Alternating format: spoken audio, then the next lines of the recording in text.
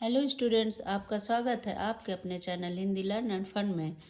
Students, previous video में हमने मधुर मधुर मेरे दीपक जल की व्याख्या पढ़ ली थी। आज हम क्या करेंगे, इसके प्रश्न उत्तर। ठीक है, तो देखते हैं। प्रस्तुत कविता में दीपक और प्रियतम किसके प्रतीक हैं? दीपक देखिए, हमने जब इस पोएम की व्याख्या की थी तो देखा था कि जो कवित्री है, कवित्री पूर्ण रूप से अपने ईश्वर, ठीक है, ईश्वर को अपना प्रियतम मानती है और उनके प्रति पूर्ण रूप से वो समर्पित है, उन्हीं में वो लीन रहना चाहती हैं। तो इसमें यही बताया है कि प्रस्तुत कविता में दीपक ईश्वर के आस्था का प्रतीक है। ठीक है, दीपक जो है ईश्वर के आस्था का प्रतीक है और प्रीतम प्रीतम कवित्री के आराध्य देव अर्थात ईश्वर का प्रतीक है। ठीक है, देखिए क्या होता है कि जब पेपर होते हैं हमारे, तो क्वेश्चन पेपर में एग्जामिनर कई तरह से प्रश्न बना के रख देता है। तो आप मेरी जो प्रीवियस वीडियो हो उसको आप ध्यान से पढ़िएगा, देखिएगा। मैंने बड़े अच्छे से इसकी व्याख्या की है। तो अगर कहीं घुमा के भी वो क्वेश्चन रखता है आपके सामने, तो आप आंसर कर लेंगे। आप अगर ना देखी हो तो आप मेरे लिंक पे जाके आप मेरी वीडियो ज़रूर देखें। ठीक है, अगला प्रश्न क्या है? दीपक से किस बात का आग्रह किया जा रहा है और क्यों? कवित्री महादेवी वर्मा ने दीपक से हर अच्छी बुरी परिस्थिति में वह निरंतर जलते रहने का आग्रह किया है। ठीक है, किस बात का आग्रह किया है? कि वो निरंतर जलता रहे। ठीक है, कितनी भी मुश्किल आ जाए पर वह जलता रहे, चाहे कितनी भी कठिनाइयाँ आए, वह युग युग जलते रहे, प्रतिपल जलता रहे, प्रतिदिन जलता रहे, प्रतिक्षण जलता रहे। ठीक है, किस तरह से, जैसे देखिए इस कविता में यही हमें समझाया गया है कि ईश्वर जो मनुष्य है, मनुष्य में कितनी भी परेशानियां आ जाएं, कितनी भी दिक्कतें आ जाएं, लेकिन ईश्वर के प्रति अपनी आस्था कभी कम नहीं करनी चाहिए। ठीक है, तो वही इसमें बताया गया है। तो दीपक को यही दीपक के द्वारा हमें यही समझाया गया है इसमें कि वो कितनी भी परेशानियां आए पर प्रतिपल प्रतिदिन प्रतिक्षण वह जलता रहे। वह उससे आग्रह इसलिए करती है क्योंकि ईश्वर को पाना ही उनका लक्ष्य है। वह ईश्वर को ही सब कुछ मानती हैं। वह ईश्वर को पाने के लिए ज्ञान, स्नेह और आस्था रूपी दीपक को लगातार जलाए रखना चाहती हैं। ठीक है, तो इसी में ही जैसे आपने पोयम पढ़ी है, तो उसी के अनुसार ही आपको जो जो बताया गया है आपको आगे लिखते चले जाना है और थोड़ा विस्तार से आप इसको लिख दीजिए। ठीक है, आप लोगों को समझ में आ गया होगा। अगला क्या है? विश्व शलभ दीपक के साथ क्यों जल जाना चाहता है? ठीक है, विश्व शलभ। पहले तो आप शलभ का मतलब जानिए। शलभ का मतलब क्या होता है? पतंगा।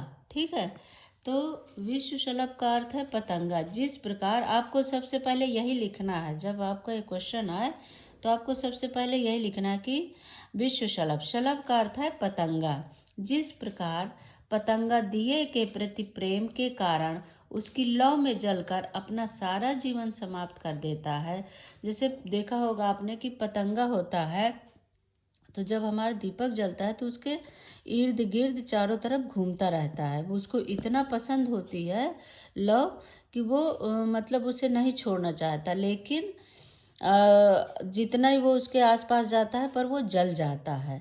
ठीक है, उसी प्रकार विश्व के लोग भी अपने अहंकार, लोभ, मोह तथा अवगुणों को समाप्त करके आस्था रूपी दिए की लौ के समक्ष अपना समर्पण कर देना चाहते हैं। ठीक है, जिस तरह से पतंगा अपना सब कुछ छोड़ के मतलब उन्हीं लौ उसे इतनी प्यारी होती है कि लौ के इर्द गिर्द घूमते घूमते अपने जान दे देता है। इसी तरह कह रहे हैं कि मनुष्य को अहंकार, लोभ, मोह इन सब चीज़ों को त्याग कर ईश्वर के प्रति समर्पित हो जाना चाहिए। ठीक। ठीक है, तभी वो प्रभु को पा सकते हैं। ठीक है, अर्थात संसार के लोग अहंकार को जलाकर ईश्वर को पा लेना चाहते हैं। ठीक है, अगला देखते हैं क्या कह रहा है इसमें। आपकी दृष्टि में मधुर मधुर, ठीक है, आपकी दृष्टि में मधुर मधुर मेरे दीपक जल, कविता का सौंदर्य इनमें से किस पर निर्भर है। ठीक है, क्या कह रहे हैं, शब्दों की आवृत्ति पर, सफल बिंब अंकन पर। देखिए, ये इसमें यही बताया गया। देखिए, क्या हमने कविता पढ़ी तो उसमें देखा है कि कई शब्द ऐसे आए जिनकी आवृत्ति बार बार हुई है। ठीक है, और उसमें प्रतिबिंब का भी दिखाया गया है कि अंतरात्मा उसकी प्रतिबिंब भी दिखाई गई है। तो इस कविता की सुंदरता इन दोनों पर ही निर्भर है।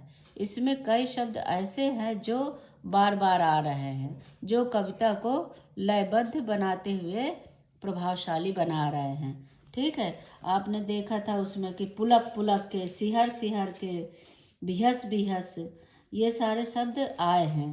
तो ये सब क्या है, मतलब लयबद्ध शब्द हैं। ठीक है, तो ये भी कविता को प्रभावशाली बना रहे हैं। और दूसरी ओर बिंब योजना भी सफल है। यह सर्वस्व समर्पण की भावना पैदा कर रहा है और ईश्वर के प्रति प्रेम को प्रदर्शित कर रहा है। जैसे सौरभ फैला विपुल धूप वन, मृदुल मोम सा धूल रे मृदुतन। ठीक है, किस तरह, जैसे जैसे मोम और अगरबत्ती दूसरे को सुगंध देते देते उसी में खो जाते हैं, तो ऐसे ही हमें ईश्वर के प्रति समर्पित होना चाहिए। ठीक है, तो दोनों ही कारण कविता को सुंदर और प्रभावी बनाने में सक्षम है। आपको जो जो उसमें जिस तरह से दिया गया, हमने कविता पढ़ा है, उसी के अनुसार ही आपको यहाँ पे आंसर लिखना है। अगला देखिए आप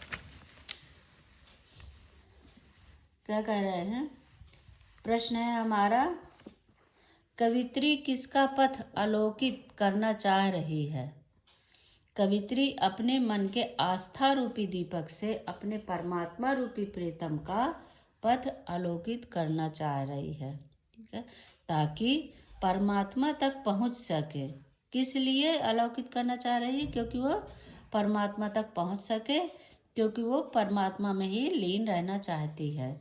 यदि वहां तक पहुंचने का मन रूपी मार्ग अंधकार से पूर्ण है तो उनकी यह राह पूरी नहीं हो सकती। अगर देखिए, मनुष्य के मन में छल कपट और आस्था नहीं होती तो वो ईश्वर तक कभी नहीं पहुंच सकता है। ठीक है, तो यही हमें इसमें बताना है कि जब तक हमारा मन साफ और ईश्वर के प्रति समर्पित नहीं होगा तब तक हम ईश्वर को नहीं पा सकते। जब हमारा मन साफ सुथरा और ईश्वर के प्रति समर्पित है तभी हम परमात्मा तक पहुंच पाएंगे।